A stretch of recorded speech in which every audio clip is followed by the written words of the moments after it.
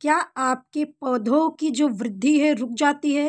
पौधे विकास नहीं कर रहे हैं, फूल कलियां नहीं बना रहे हैं, फूल बनते हैं लेकिन झड़ जाते हैं, पत्तियों का रंग गहरा हरा के बजाय हल्के हरे हो जाते हैं या इस तरह से पीले दिखाई देने लगते हैं।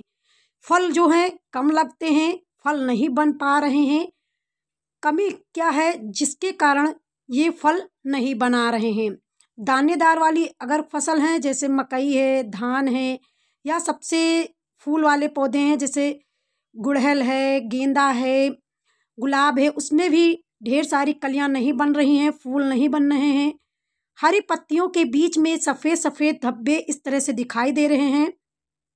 पौधे जो है विकास नहीं कर रहे हैं, जड़ें मजबूत नहीं बना रहे हैं। Welcome you to my channel Lakshya garden में आपका फिर से स्वागत है।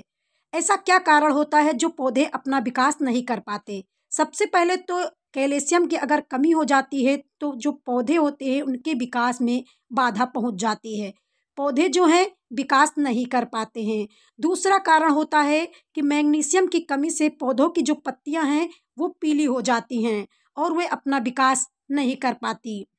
सल्फर की कमी से पौधों की जो वृद्धि होती है वो रुक जाती है। बहुत धीमे धीमे कर कर वो बढ़ती है और धीरे धीरे वे सूख जाती हैं और मर जाती हैं। ऐसे कई कारण होते हैं जिसके कारण पौधे पनप नहीं पाते हैं।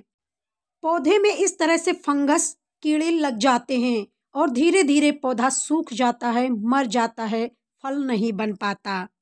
ऐसे में पौधों में द्वितीय पोषक तत्व की कमी हो जाती है जिसके कारण विकास स्वास्थ्य में प्रभावित होता है। पौधे जो है विकास नहीं कर पाते, फूल बनते हैं लेकिन झड़ जाते हैं। द्वितीय पोषक तत्व क्या होते हैं? पौधों की वृद्धि और विकास कम हो जाता है, इसीलिए इसको पूरा करना बहुत जरूरी हो जाता है मिट्टी में। जड़ों का विकास जो है वो कस के सड़ने लगता है और धीरे धीरे वह कमजोर हो जाता है। द्वितीय पोषक तत्व के फायदे बहुत होते हैं। कैल्शियम जो पौधों की जड़ों को पोषक तत्व बनाने में सक्षम होता है। कैल्शियम में एंजाइमों की सक्रिया अधिक होती है जिससे पौधे रोग विरोग क्षमता लड़ने में सक्षम हो जाते हैं। मैग्नीशियम जब नहीं होगा पौधे में मिट्टी में तो क्लोरोफिल नहीं बन पाएंगे जिससे पत्तियां हरी नहीं होती हैं।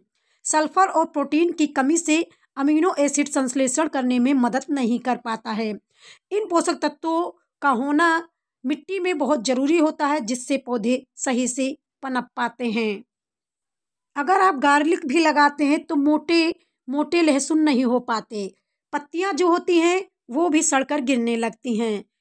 चलिए हम आपको बताते हैं पौधों की अच्छी ग्रोथ के लिए, वृद्धि के लिए आप कैसा फर्टिलाइज़र का उपयोग अपने घर पर कर सकते हैं जिससे पौधों में फूल कलियां ढेर सारी बन जाएं, पौधे का जो ग्रोथ है वह अच्छा हो जाए, पौधे में वृद्धि होने लगे। एक ऐसा घरेलू फर्टिलाइज़र जिसका आप उपयोग करके अपने पौधों को हरा भरा कर सकते हैं, ग्रोथ भी बढ़ा सकते हैं, ये है चूना। चूना अक्सर सभी लोग इस्तेमाल करते हैं, वही चूना जो आप घर की पुताई में इस्तेमाल करते हैं। सबसे पहले आपको चूना लेना होगा।